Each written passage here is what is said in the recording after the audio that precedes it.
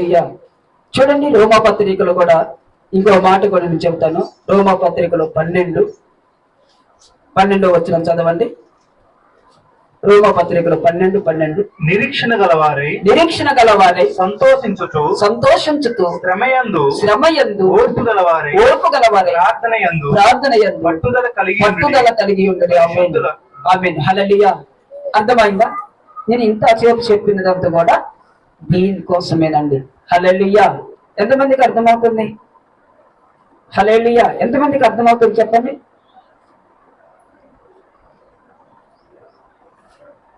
హల్లెలూయా. మళ్ళా చదవండి. నిరీక్షణ గలవారై సంతోషించుతూ. ఆమేన్ హల్లెలూయా. నిరీక్షణ కలిగి ఉండాలి, సంతోషించాలనే మాట మనం వింటున్నాం. హల్లెలూయా. ఇంకా ఇంకొక మాట ఏమన్నది? శ్రమయందు. చాలండి. హల్లెలూయా. చదవాలండి. శ్రమయందు ఓర్పు గలవారు. చాలండి. హల్లెలూయా. శ్రమ వచ్చినప్పుడు మనం ఏం చేయాలంట? ఓర్పు కలిగి ఉండాలి. హల్లెలూయా. శ్రమ రాగానే మనం ఏం చేస్తా ఉంటాం? కొద్ది శ్రమ వస్తే చాలండి, 4 దిక్కులు 4 వైపులు తిరుగుతా ఉంటాం. పట్టుదల ఉండదు. హల్లెలూయా. శ్రమ వస్తే కథం, గాలి బంగారం తిరిగినట్టు తిరుగుతా ఉంటాం. హల్లెలూయా. తిరగటం వల్ల ఏమి ప్రయోజనము లేదు. కానీ ఈ వాక్యము దేవుడు మనతో మాట్లాడుతున్నాడంటే ఈ వాక్యానికి ప్రతి ఒక్క క్రైస్తవుడు కట్టుబడి కలిగి ఉండాలండి, పట్టుదలకు కలిగి ఉండాల. హల్లెలూయా. అదే మాట మన చదవండి. నిరీక్షణ గలవారై సంతోషించుతూ శ్రమయందు ఓర్పు గలవారై ప్రార్థనయందు పట్టుదల కలిగి ఉండాలి. ఆమేన్ హల్లెలూయా. ప్రార్థనలో పట్టుదల కలిగి ఉండాలండి. హల్లెలూయా. దీంట్లో చాలా విలువైన దేవుడు మనతో మాట్లాడుతున్నాడు. హల్లెలూయా.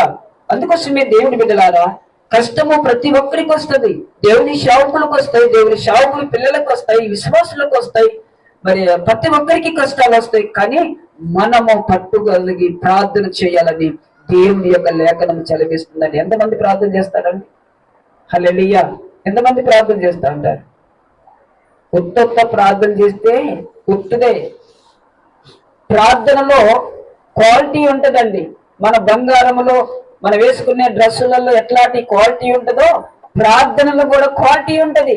అందము మోసకారము సముద్రము వ్యర్థము యెహోవాయందు భయభక్తులు కలిగిన వారు కొనియాడబడతారని దేవుని యొక్క లేఖనం సెలవిస్తుందండి. హల్లెలూయా. హల్లెలూయా. అందములో ఏముండదు. హల్లెలూయా. మనం సంపాదించుకున్న దాంట్లో ఏముండదు. కానీ ఆయన మాటలో చాలా విలువైనట్టుగా దేవుని యొక్క వాక్యం చదివిస్తా ఉన్నది. హల్లెలూయా.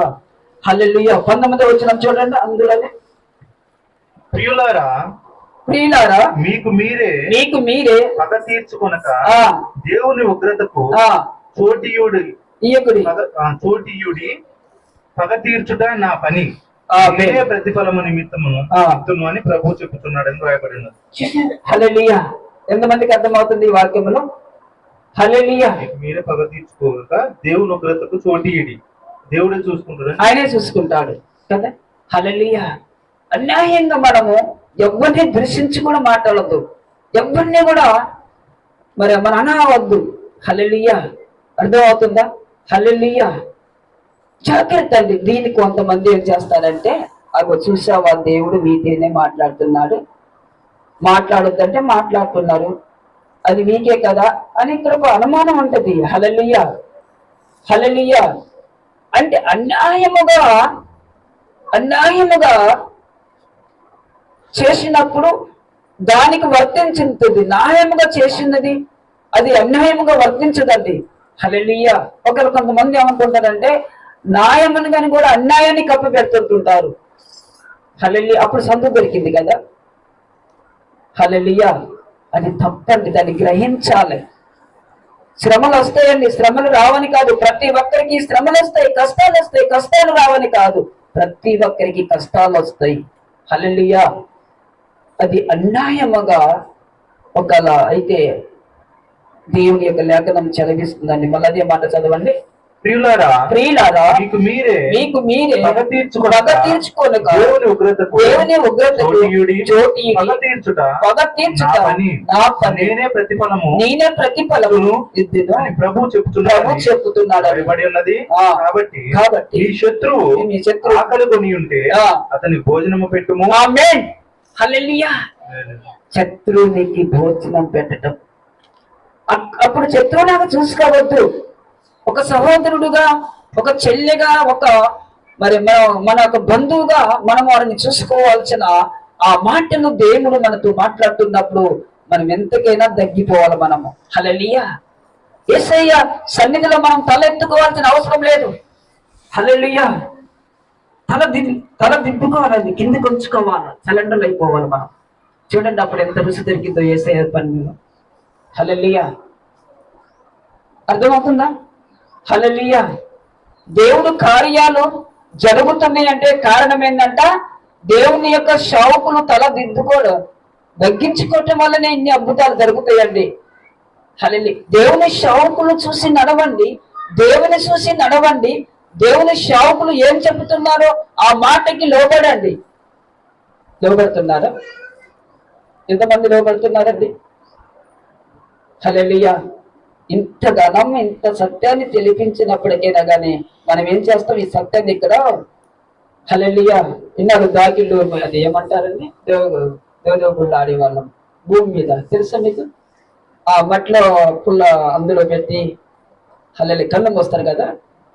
హల్లెలూయా. అలా కాదండి మన జీవితము. హల్లెలూయా. అది కాదు దేవుని నామను బట్టి. హల్లెలూయా. ఏం చేస్తుంటారండి? కాలు నొప్పులు వేస్తే కాలు కంకణం కట్టుకుంటారు కదా. చెప్తే అర్థమవుతుంది అందరికి. ఇప్పేసుకుంటారా? అట్లా కట్టుకుంటుంటారా? ఏంటంటే కాలు లాగుతున్నది, అది కడితే కాలు పోతుందా? హల్లెలూయా. హల్లెలూయా. క్రైస్తవ జీవితంలో ఒక పలు వినాడు. ఒకసారి మదర్లో ప్రేయర్ పెట్టినప్పుడు ముస్లిమ్స్ వారు బాబు దేవుని మహాకృపను బట్టి వాళ్ళకి దేవుడు బాబులు ఇచ్చిన్నాడు.